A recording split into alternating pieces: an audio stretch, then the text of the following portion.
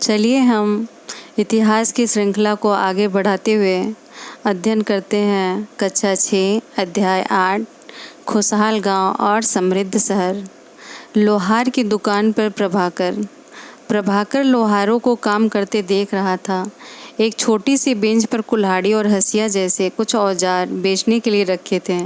दूसरी ओर भट्ठी जल रही थी और औजार बनाने के लिए 2 लोग लोहे की एक छड़ को गर्म कर उसे पीट रहे थे। प्रभाकर को ये सब बड़ा मज़ेदार लग रहा था। लोहे के औजार और खेती। लोहे का प्रयोग आज एक आम बात है। लोहे की चीज़ें हमारी रोज़मर्रा की ज़िंदगी का हिस्सा बन गई हैं। उस उपमहाद्वीप में लोहे का प्रयोग लगभग 3000 साल पहले शुरू हुआ। महापाषाण कब्रों में लोहे के औजार और हथियार बड़ी संख्या में मिले हैं। इनके बारे में तुम अध्याय 4 में पढ़ चुके हो। करीब 2500 वर्ष पहले लोहे के औजारों के बढ़ते उपयोग का प्रमाण मिलता है। इनमें जंगलों को साफ करने के लिए कुल्हाड़ियाँ और जुताई के लिए हलों के फाल शामिल हैं। अध्याय 5 में तुमने पढ़ा था कि लोहे के फाल के इस्तेमाल से कृषि उत्पादन बढ़ गया। कृषि उत्पादन बढ़ाने के लिए उठाए गए अन्य कदम सिंचाई। समृद्ध गांवों के बिना राजाओं तथा उनके राज्यों का बने रहना मुश्किल था। जिस तरह कृषि के विकास में नए औजार तथा रोपाई महत्वपूर्ण कदम थे, उसी तरह सिंचाई भी काफ़ी उपयोगी साबित हुई। इस समय सिंचाई के लिए नहरें, कुएं, तालाब तथा कृत्रिम जलाशय बनाए गए। इस चार्ट में तुम्हें सिंचाई में आए परिवर्तन दिखाए गए हैं। खाली स्थानों में सही वाक्य भरो। लोगों द्वारा परिश्रम किया गया। किसानों को लाभ मिला क्योंकि अब उत्पादन की अनिश्चितता घटी। कर अदा करने के लिए किसानों को उत्पादन बढ़ाना था। राजाओं ने सिंचाई की योजना बनाई और धन खर्च किया। गाँव में कौन रहते थे? इस उपमहाद्वीप के दक्षिणी तथा उत्तरी हिस्सों के अधिकांश गांवों में कम से कम 3 तरह के लोग रहते थे।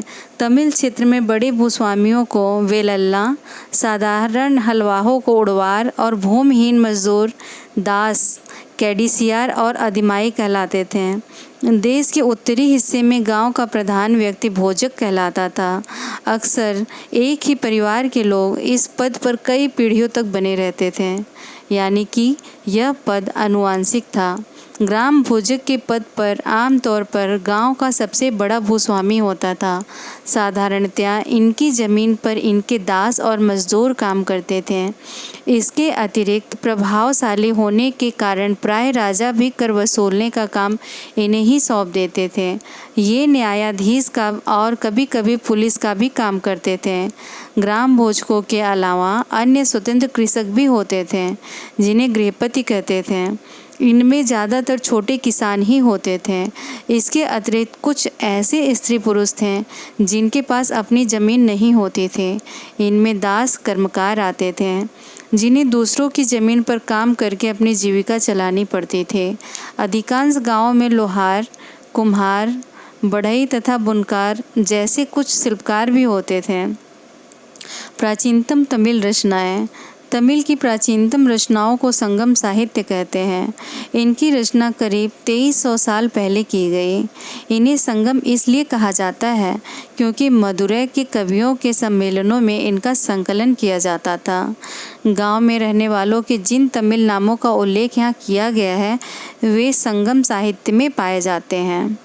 नगर क्या कहती हैं कहानियाँ, यात्रा विवरण, मूर्तिकलाएँ और पुरातत्व। तुमने जातकों के बारे में सुना होगा। ये वो कहानियाँ हैं जो आम लोगों में प्रचलित थे। बौद्ध भिक्षुओं ने इनका संकलन किया। यहाँ एक जातक कथा दी गई है जिसमें यह बताया गया है कि एक निर्धन किस तरह धीरे धीरे धनी बन जाता है। एक निर्धन की चतुराई। एक शहर में एक गरीब युवक रहता था। उसके पास एक मरे चूहे के अलावा कुछ नहीं था। उसने उस चूहे को एक सिक्के में एक भोजनालय वाले की बिल्ली के लिए बेच दिया। फिर एक दिन बड़ी जोर की आंधी आई। राजा का बगीचा टूटी टहनियों और पत्तों से भर गया। उनका माली इसे साफ करने की बात से परेशान हो उठा। युवक ने माली से कहा, अगर लकड़ियां और पत्ते उसे मिल जाएं तो वह बगीचे की सफाई कर सकता है। माली तुरंत मान गया। युवक ने पास खेल रहे बच्चों को यह कहकर इकट्ठा कर लिया कि प्रत्येक टहनी और पत्ते के बदले में उन्हें एक एक मिठाई मिलेगी। देखते ही देखते उन्होंने बगीचे से एक एक तिनका चुनकर गेट के पास इकट्ठा कर दिया। तभी उधर से राजा का कुम्हार बर्तनों को पकाने के लिए ईंधन की तलाश में गुजरा। उसने पूरे ढेर को खरीद लिया। इस तरह युवक के पास कुछ और पैसे जमा हो गए। अब इस युवक ने एक और योजना बनाई।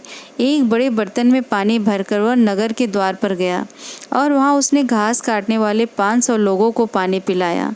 खुश होकर उन लोगों ने कहा, तुमने हमारे लिए इतना अच्छा काम किया, बताओ अब हम तुम्हारे लिए क्या कर सकते हैं। उसने कहा, मैं आपको यह तब बताऊंगा जब मुझे आपकी आवश्यकता की ज़रूरत होगी। उसके बाद उसने एक व्यापारी से दोस्ती की। एक दिन उस व्यापारी ने बताया, कल एक घोड़े का व्यापारी 500 घोड़ों के साथ शहर में आ रहा है।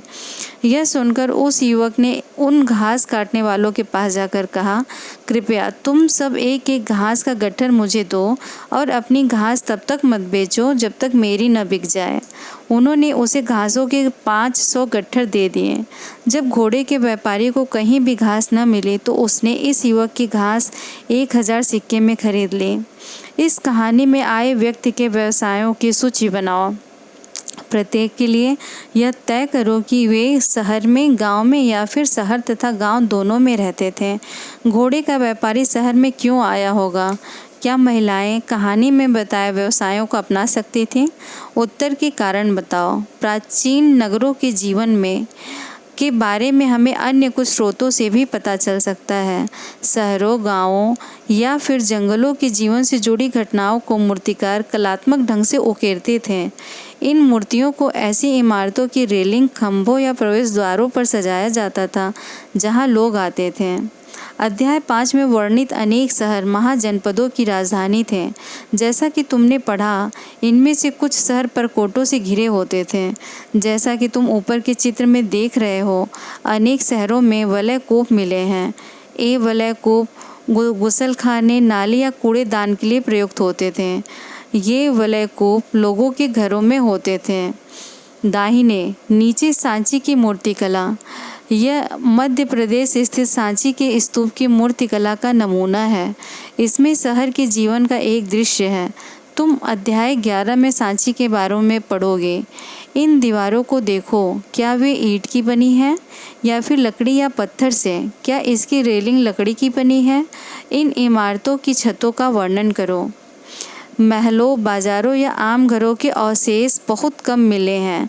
संभवतः लकड़ी, मिट्टी व कच्ची ईंटों या छप्पर से बने होने के कारण ये ज़्यादा समय तक टिक न पाए हों। भविष्य में पुरातत्वविद इनकी खोज कर सकते हैं।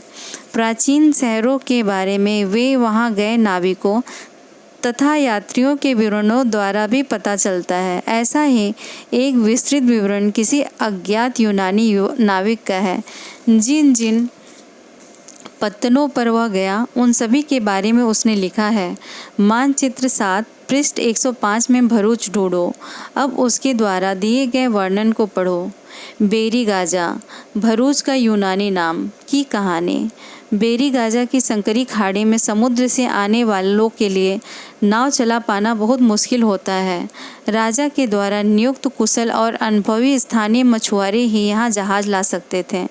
बेरीगाजा में शराब, तांबा, टीन, सीसा, मूंगा, पुखराज, कपड़े, सोने और चांदी के सिक्कों का आयात होता था। हिमालय की जड़ी बूटियाँ, हाथी दांत, गोमेद, कार्निलियन, सूती कपड़ा, रेशम तथा इत्र यहाँ से निर्यात किए जाते थे। राजा के लिए व्यापारी विशेष उपहार लाते थे। इनमें चांदी के बर्तन, गायक, किशोर, सुंदर औरतें, अच्छी शराब तथा उत्कृष्ट महीन कपड़े शामिल थे। बेरीगाजा से निर्यात और आयात होने वाली चीज़ों की सूची बनाओ। 2 ऐसी चीज़ें बताओ जिनका उपयोग हड़प्पा युग में नहीं होता था। आहत सिक्के। आहत सिक्के सामान्यतः आयताकार और कभी कभी वर्गाकार या गोल होते थे। ये या तो धातु की चादर को काटकर या धातु के चपटे गोलिकाओं से बनाए जाते थे। इन सिक्कों पर कुछ लिखा हुआ नहीं था, बल्कि इन पर कुछ चिन्ह ठप्पे से बनाए जाते थे, इसलिए ये आहत सिक्के कहलाए। ये सिक्के उपमहाद्वीप के लगभग अधिकांश हिस्सों में पाए जाते हैं और ईसा की आरंभिक सदियों तक ये प्रचलन में रहे। सिक्के पृष्ठ 82 पर दी गई कहानी में तुमने देखा कि किस तरह सिक्कों के आधार पर संपत्ति का मूल्यांकन किया गया। पुरातत्वविदों को इस युग के हजारों सिक्के मिले हैं। सबसे पुराने आहत सिक्के थे जो करीब 500 साल चले। इसका चित्र नीचे दिया गया है। चांदी या सोने के सिक्कों पर विभिन्न आकृतियों को आहत कर बनाए जाने के कारण इन्हें आहत सिक्का कहा जाता था। विनिमय के अन्य साधन। संगम साहित्य के इस छोटी सी कविता को पढ़ो। खेतों के सफ़ेद धान गाड़ियों पर लादे जा रहे हैं। नमक के लंबे लंबे रास्ते चांदनी सी सफ़ेद रेत पर परिवार को समेटे कहीं पीछे छूट न जाए। शहरों से नमक के सौदागरों के यूं चले जाने से सिर्फ सन्नाटा रह जाता है। समुद्र के किनारे नमक का बहुत ज़्यादा उत्पादन होता था। व्यापारी किस चीज़ से इसका विनिमय करते थे? वे किस तरह यात्रा कर रहे हैं? नगर अनेक गतिविधियों के केंद्र। अक्सर नगर कई कारणों से महत्वपूर्ण हो जाते थे। उदाहरण के लिए मथुरा। मानचित्र 7 पृष्ठ 105 को देखो।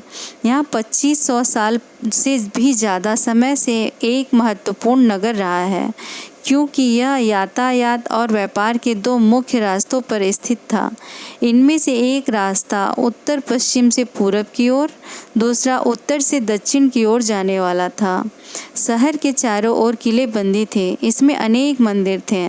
आसपास के किसान तथा पशुपालक शहर में रहने वालों के लिए भोजन जुटाते थे। मथुरा बेहतरीन मूर्तियां बनाने का केंद्र था।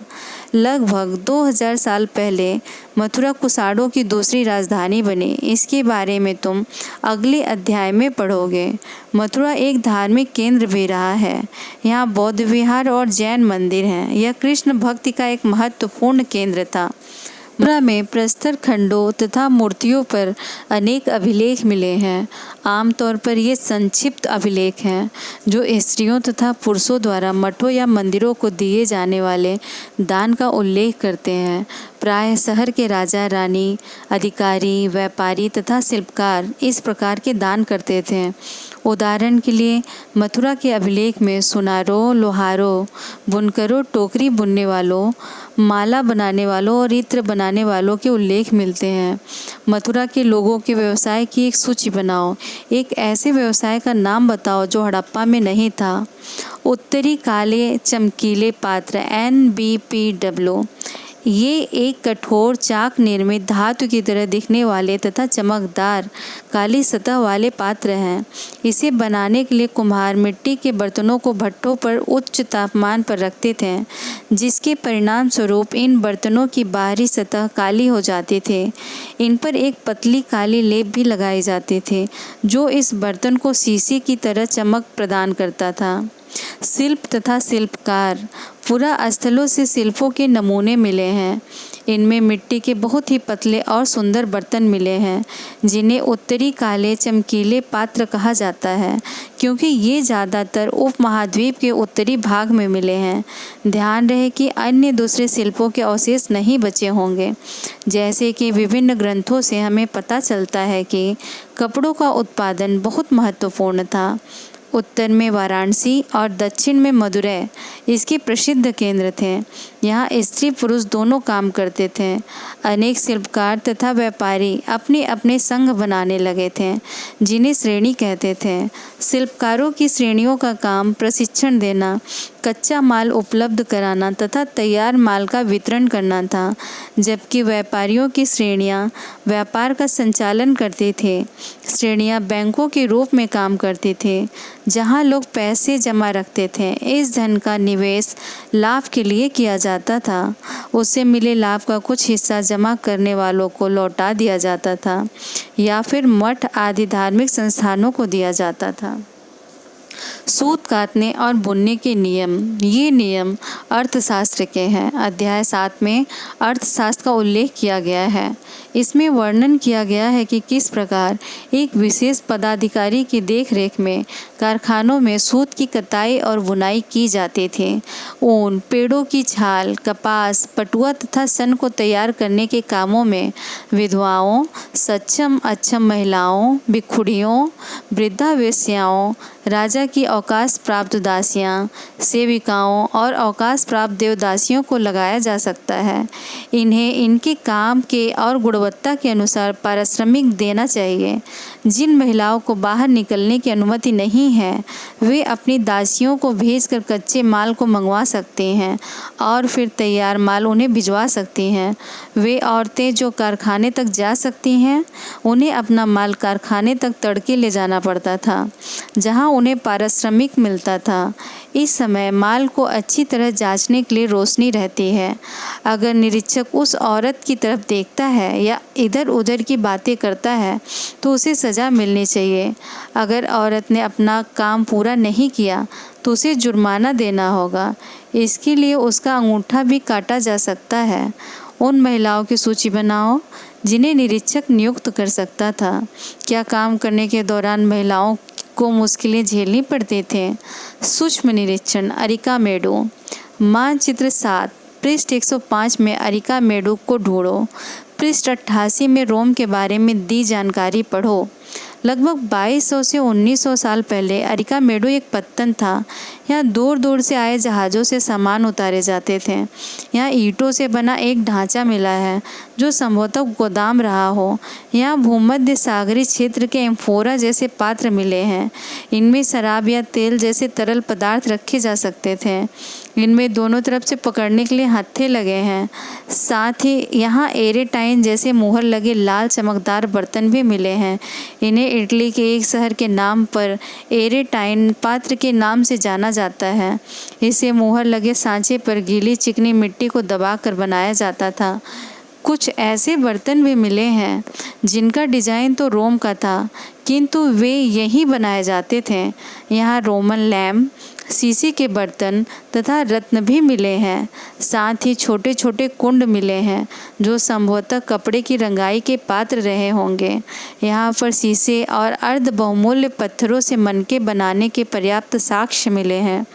रोम के साथ संबंध दर्शाने वाले साक्ष्य की सूची बनाओ। बाएं। अभिलेखित मिट्टी के बर्तन।